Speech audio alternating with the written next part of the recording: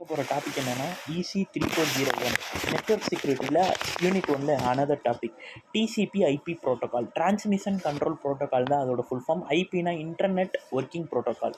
இதில் 5 layer of protocol suit இருக்குன்றாங்க. நம்ம ஓஎஸ்ஐ மாடல் என்னன்னு நம்ம 7 லேயர் எழுதிடணும். அதுக்கப்புறம் TCP IP current application layer, அதாவது application layer, presentation layer, session layer, இது 3 சேர்ந்து தான் அப்ளிகேஷன் லேயர் வருது.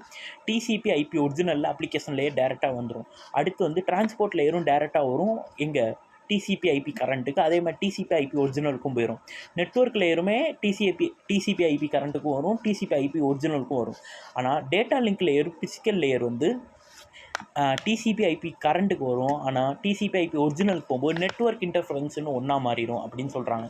இல்லை டிசிபி ஐபினா என்னென்னா message application layer specific address, segment transport layer port address 16 bits, packets network layer logical address 32 bits, frame data link layer mac address 48 bits physical layer.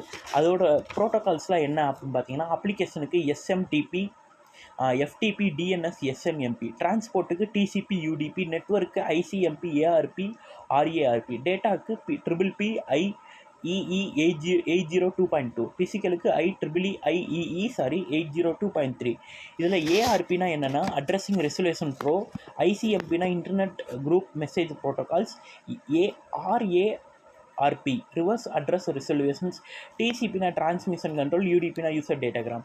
இது பூராமே TCP ஐபியில் வரும்.